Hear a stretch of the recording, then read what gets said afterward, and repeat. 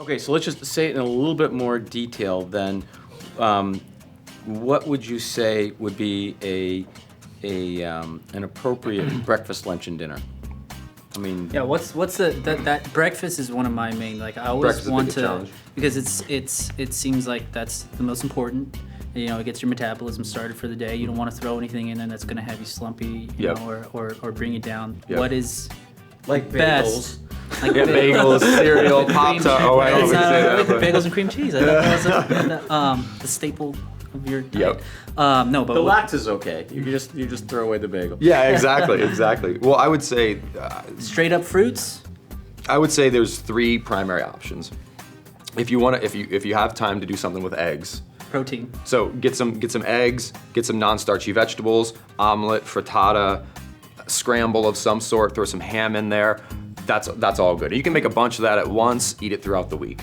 Another great option is something that is a low sugar dairy, so like a Greek yogurt or a cottage cheese, maybe with some fruit in there, maybe with some nuts in there. Another option is even potentially a smoothie. You know, if you're real short on time, grab your blender. This is gonna sound a little weird, but I promise it doesn't taste that bad. You know, throw some spinach in there, throw some strawberries in there, maybe throw a little protein powder in there, maybe some flax seeds. Take that with you in the car. So I mean, So in some ways, it's a yeah. traditional breakfast, except you throw out the toast and throw in some veggies. And make sure you get some protein in there. And I mean, we joke about, you know, the acronym for the 4 factors that determine the quality of a calorie is SANE. And we talk about how you can sanitize almost anything, like oatmeal, for example. There's a substance which not a lot of people are familiar with, but more people are becoming familiar with, called chia seeds. And when you soak chia seeds in water, they make this oatmeal-like consistency. Like, that's wonderful for you. Like, have a bowl of chia seeds and also get some protein. And even if you want to do pancakes, there's ways to make sane pancakes. There's ways to make sane waffles. As long as you're avoiding. So what are the main things you have to avoid? Is the wheat, flour, Yeah, I mean, grain. a general rule of thumb is if it doesn't need to be refrigerated or frozen, it's probably not going to be best for you. So your pantry should be like, you should be eating most of the time out of your refrigerator or out of your freezer, rather than out of something you have to tear open like this. That can sit there for months or a year, and it'll still be okay. Yeah, and just because that's not food, right? I mean, food doesn't come that way. Food will go bad. Food is alive. So Then what about lunch and dinners? What's So lunch, again, the good thing about lunch is basically a traditional lunch sans the starch is fine. So like if you like a sandwich, continue to have the sandwich, just maybe put the contents of your sandwich on a bed of green vegetables instead. Or enjoy stir fry and just eat twice as much stir fry instead of the rice, like when you get takeout from your favorite Asian restaurant. Or I go to Costco and I get these salmon patties and these turkey burgers, which are just all natural salmon and turkey.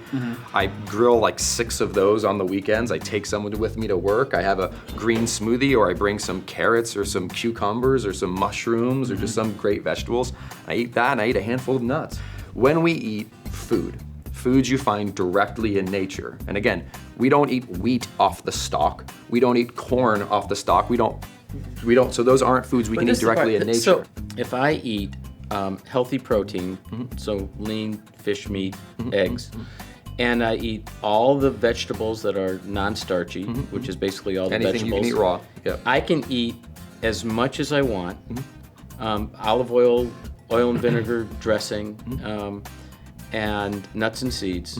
I can eat whatever quantity I want, and I will lose weight.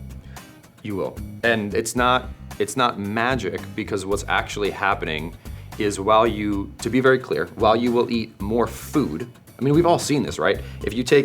If you make a salad, I mean, not all of us like salad, but salad's a good example. I love you can have a. You didn't have it last night, though. I mean, just as sane as I should. go to your grocery store and or go to the internet and look at the nutritional content of like a green leafy vegetable. You'll see that, you know, the amount of it that would fit in this chair is 100, 200 calories. When you put that in your stomach, you will become full. And then you won't feel satisfied though. Then you add some protein and you add some whole food fats. That gives you the feeling of I'm satisfied You know, like when you eat chocolate, it doesn't fill you up, but it makes you feel like good and satisfied. So you use the non-starchy vegetables to physically fill you up, and then you use protein and whole food fats to psychologically fill you up, as well as to satisfy you, as well as to nourish your body and help you preserve muscle and burn fat. It's all about satisfaction. But all if about I'm eating all that food, Yep. as much as I want, as long as it's that food, As long as it's sane. Yep. how could I possibly be losing weight? Well, because your body, two things. One, you won't overeat, so you will no longer be taking in more calories than your body. It's you try to eat 10 chicken breasts in one sitting. You can't. You physically can't. So you will actually enter a state where your body has the opportunity to burn fat. In addition to that, these foods create a healthy hormonal environment in your body, which enables it to burn fat. Because we need both. We need to have the need to burn fat, meaning we can't be consuming too many calories, and our body has to be in a hormonal state where it's able to burn fat. These foods do both. They prevent us from overeating while satisfying us, while nourishing us, and they create that hormonal environment.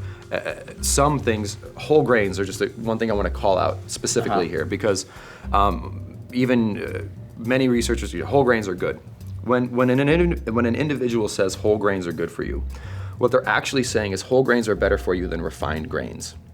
That's what they're actually saying. They're saying that if you have to choose between eating a toaster pastry fudge thing and a piece of whole wheat toast, you would be better eating the whole wheat toast. But that doesn't mean the whole wheat toast is objectively good for you. Exactly. A filtered cigarette, as Dr. Davis says, a filtered cigarette is better for you than a non-filtered cigarette. Right. One broken leg is better for you than two broken legs. That doesn't mean if we have a scale of nutritious, not nutritious, something here is healthier than something here.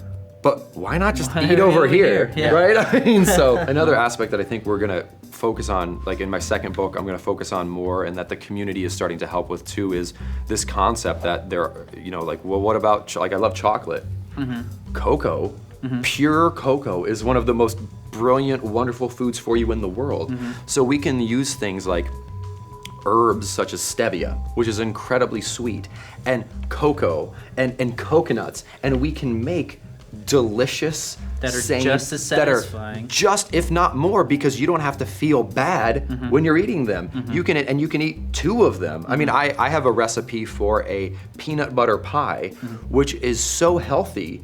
You could eat it for dinner, and you would be better off than what 90% of us are eating. So, I mean, and that also encourages me too, because there is money to be had here for someone who can figure out how to communicate and monetize making sane eating even as convenient, which it absolutely can be. It absolutely and I think it's can going be. to be. I think it's going to be very soon. I think this is a time where it's just gonna take off. Everybody's gonna catch on, and how could you not hop on this train? Yep.